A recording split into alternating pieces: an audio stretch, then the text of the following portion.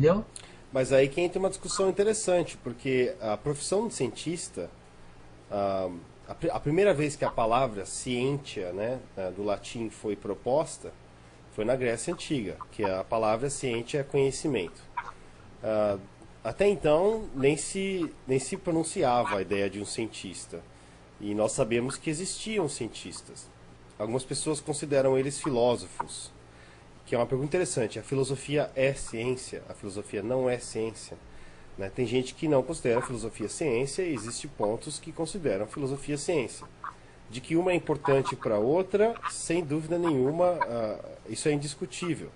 Né? Talvez a ciência não tivesse nem começado se não tivesse tido um precursor de filosofia antes. Né? Mas depois do nascimento de Cristo, a época do Carlos Magno e a Idade Média, começaram a surgir as profissões mais voltadas à ciência. Mesmo assim, a ciência em si não existia como profissão. Falam muito que os clérigos eram os grandes filósofos cientistas na Igreja Católica. Os jesuítas contribuíram de forma imensa nas áreas de exatas, onde eles se preocupavam muito em estudar o tempo. Eles desenvolveram os primeiros pêndulos, os primeiros relógios, para tentar compreender como eles podiam, como que o tempo funcionava. E você ter essa pergunta de o que é o tempo, como o tempo funciona, é um raciocínio científico. Né? O que é? Investigar. Né? Então, obviamente, depois disso, paralelamente a isso, os naturalistas, que não era considerado uma ciência. Normalmente os naturalistas, eles também estavam vinculados a instituições religiosas, eles queriam entender como o mundo funcionava. Né? E você pode até extrapolar para os alquimistas, que já era uma profissão mais baseada mesmo em ciência pura. Pura propriamente dita, porque não se via um alquimista como aquela pessoa que vai sair de barco olhando o céu. Não, o alquimista era aquela pessoa que o que ele queria era estudar os elementos. Né? Mas até mais ou menos cerca de 500 anos atrás, a profissão de ciência não existia. Então, como é que a gente encaixa, né, essas pessoas que sabiam fazer tudo e estudavam tudo? Eles eram considerados cientistas e hoje nós temos os cientistas tão limitados às suas áreas. Será que nós somos limitados às nossas áreas?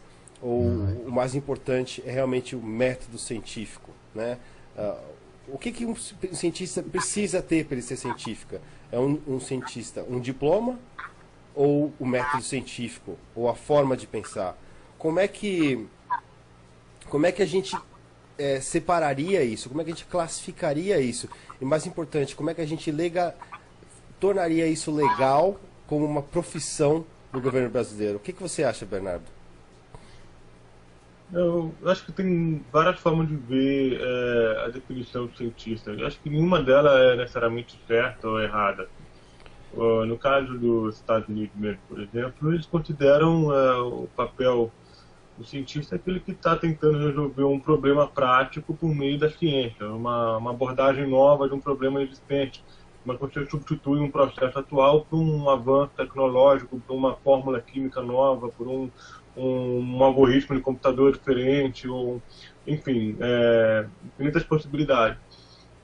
Mas essa definição não exclui o cientista, entre aspas, de carreira da universidade, que estuda mais os fundamentos básicos das ciências naturais, da física quântica, mesmo que a gente não visualize ainda os efeitos práticos disso por muito tempo, entendeu? Ou até mesmo nunca. Faz parte também da curiosidade humana de conhecer mais do como que é o universo e por que não incluir essa pessoa dentro da carreira de cientista também. Mas eu acho que do ponto de vista de regulamentar a profissão, acho que a gente tem que olhar um pouco o lado prático também, até para fazer um pouco mais de sentido. Para você ter uma ideia, em abril deste ano, o governo dos Estados Unidos está pensando em considerar os gastos de P&D, modificar a forma como eles calculam o PIB deles. Então, ao invés de considerar os gastos em P&D como despesa, eles passariam a considerar como investimento. eu não vou entrar em detalhe de economia, de como se calcula PIB, mas quando a contabilidade de investimento afeta o crescimento do PIB versus o quanto você ganha, o quanto foi catalogado como gasto.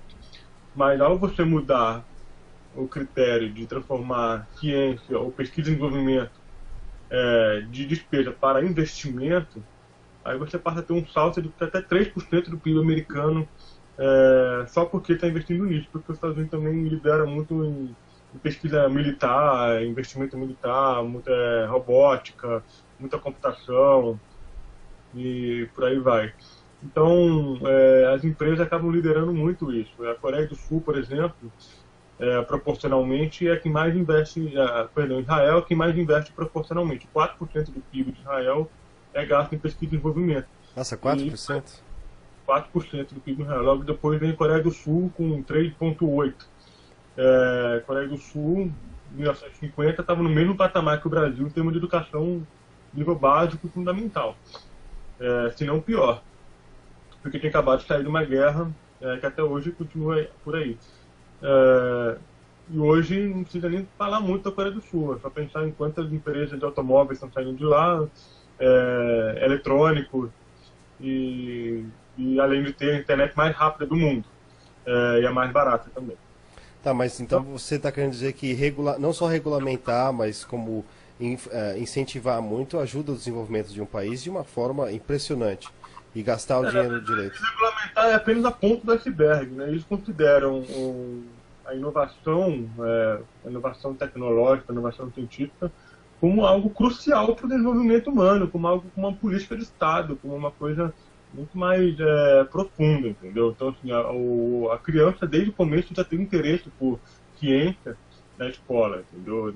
Ela entra na escola, ela já tem um contato muito próximo com ciência, com tecnologia, com produtos tecnológicos, com desmontar e montar aparelhos, enfim, criar um estímulo, porque aquilo é considerado investimento, porque tecnologia é uma coisa que fica obsoleta muito rápido hoje. Então, se a pessoa não está no topo do que tem por aí, o país como um todo corre o risco de ficar para trás na concorrência global.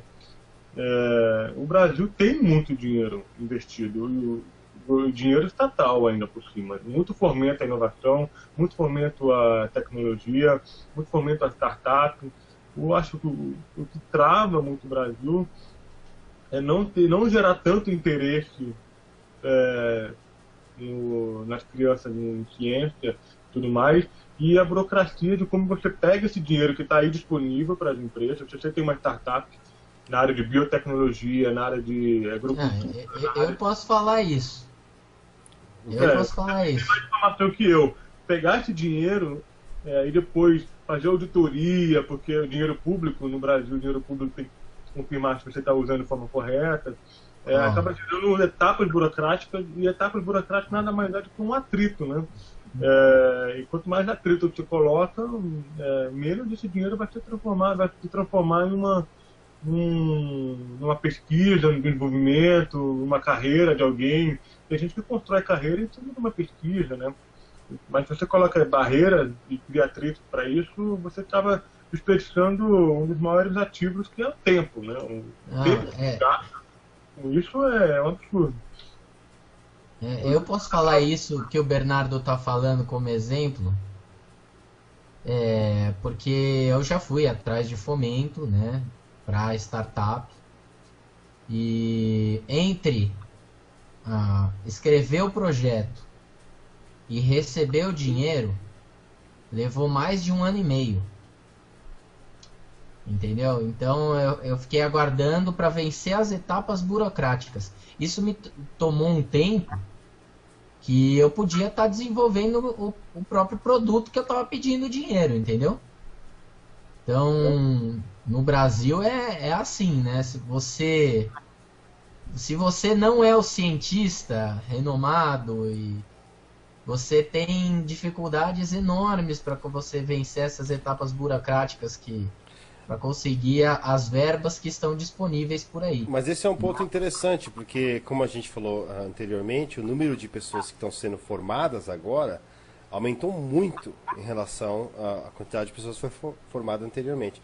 Obviamente que o investimento no Brasil nessa área também está aumentando, falta a regulamentação dos pesquisadores, mas aqui nos Estados Unidos isso está virando um problema, porque a mesma coisa que nós estamos passando agora, os americanos passaram cerca de 30 anos atrás. Tinha muita gente se formando na área de ciências, consequência do investimento que foi feito na década de 60 do século passado, né, que foi todo aquele movimento de pisar na Lua, de estudar o cosmos. Muita gente se formaram nas últimas 2 décadas do século passado.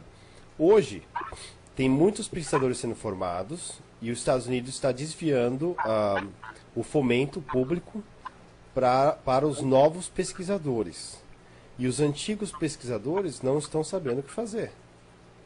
Tem muitos pesquisadores aqui nos Estados Unidos que estão deixando de praticar as ciências, realmente largando ciência porque não conseguem mais viver disso. Enquanto jovens estão começando uma carreira maravilhosa com grants de ciência. Então é um problema interessante. Eu não sei como é que Se você é certo vê. ou errado, né? Exatamente. Eu acho que tem que pensar o seguinte, Rodolfo, o contexto de Guerra Fria, ele era uma guerra mesmo, né? Então, era uma corrida contra a União Soviética, então a NASA, a indústria militar, a indústria de GPS, todo o aparato que envolve isso, que serviu de base para o desenvolvimento tecnológico dos Estados Unidos, do lado mais comercial, assim, no final do século XX, teve todo o apoio direto dos Estados Unidos. Então, se você tem uma política de guerra, você move os recursos, move as leis, você constrói todo um fluxo para otimizar aquilo para você ganhar uma guerra, né? Nós não passamos por isso. Hoje, quem tomou a dianteira nos Estados Unidos nesse lado foram as empresas privadas, investidores, né, o venture capital de risco, que hoje investem principalmente na área da internet, web, big data, mas também biotecnologia, que é hoje a área mais inovadora do mundo. Então eles estão tomando a dianteira nisso. Os governos em geral perderam muito poder em relação a isso, porque as empresas, as grandes corporações hoje são mais poderosas que muitos governos por aí também. Ah, sim, obviamente. Mas existe a preocupação também? Desculpa, pode falar. Que os Estados Unidos tem uma tradição muito forte de atrair imigrantes do mundo inteiro para estudar nos Estados Unidos. E eles estão tendo um problema também na questão da imigração, porque eles não conseguem legalizar, ainda mais na questão da crise econômica, e muito americano acaba perdendo emprego, americano médio, com uma formação média, acaba perdendo emprego, e as vagas abertas são exigem formações muito mais avançadas, inclusive isso é um problema de todas as empresas do Vale do Silício, nos próximos 5 anos, não vão ter dificuldade de contratar pessoas. Um indiano, por exemplo, que vai estudar em Harvard, em ciência da computação, passa 4 anos trabalhando no Google, depois ele é obrigado a voltar, e aí o que acontece? Ele abre uma empresa de internet na Índia. Então você pode imaginar, em 5 anos a Índia vai ter milhões ou milhares de pessoas com PhD que trabalharam nas grandes empresas de tecnologia dos Estados Unidos e não puderam trabalhar nos Estados Unidos. Então a Índia vai virar um concorrente dos Estados Unidos, né? Então questões, de novo, mais um atrito, mais uma camada de burocracia que afugenta os talentos, afugenta os cérebros que estão realmente pesquisando. Bernardo, isso é benéfico para a Índia. Não é benéfico para os Estados Unidos. Isso. Não é benéfico para os Mas Estados Unidos. esse ponto que vocês levantaram é legal porque você está falando de um monte de empresa multinacional poderosíssima aqui nos Estados Unidos que consegue manter esse investimento em tecnologia e meio ambiente ou mesmo na ciência de forma geral alta. E no Brasil, como é que fica? Pedro, você que trabalha com meio ambiente, você e oceanografia, existe uma grande quantidade de empresas que ajudam a esse investimento, além do governo, ou realmente você fica na mão do governo para ajudar a sua pesquisa no Brasil? Então, Rodolfo, pelo menos assim, na área das ciências biológicas, daí acho que os dois nossos colegas podem falar das outras áreas melhor, Então, a pesquisa em si, você tem algumas empresas que absorvem os pesquisadores das universidades para trabalhar com uma pesquisa aplicada mesmo. Então, biólogos ou médicos ou pessoas dessas áreas que vão trabalhar em indústrias farmacêuticas e indústrias da parte de agronegócio, como uma Bunge, uma Monsanto, né, algumas coisas assim. Mas se você for considerar a pesquisa na área de meio ambiente, as ciências mais de base, então o estudo de botânica, zoologia, ecologia pura, então as ciências mais de base, elas dependem hoje, ao meu ver, grande parte do governo para fomentar essa pesquisa.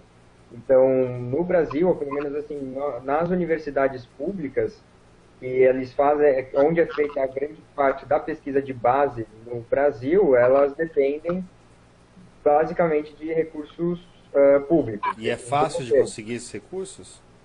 Daí depende também, há uma certa dificuldade, porque se você tem ainda umas parcerias, e isso eu acho bem interessante em algumas áreas, como a parte de engenharia ou algumas coisas que são mais aplicadas, você ainda tem algumas parcerias com instituições privadas, você acaba fomentando a pesquisa dessa forma, mas nas universidades públicas que eu tive contato, são algumas departamentos, algumas faculdades que têm esse vínculo mais consolidado.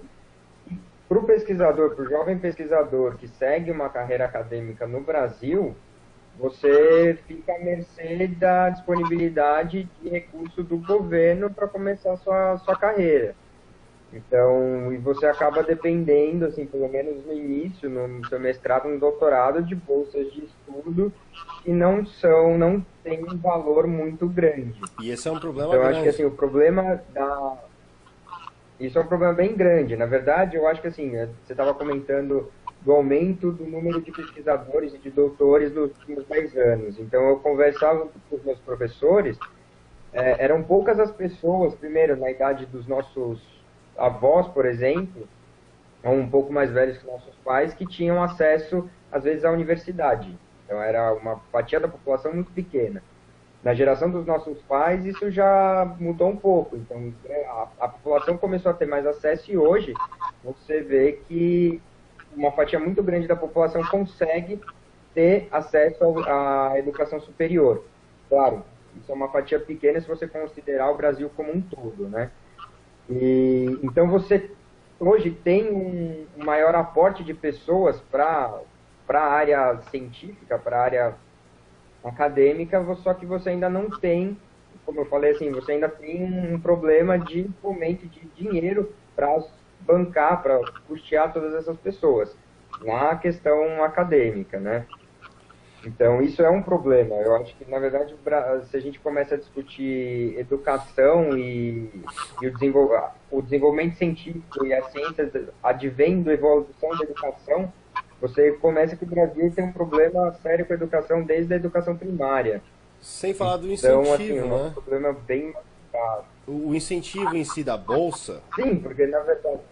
Né, aqui nos Estados Unidos, por exemplo, o salário que você ganha quando você está fazendo doutorado ou mestrado depende do grant que o seu pesquisador principal tem com o governo ou instituição privada, então você consegue tirar um salário decente.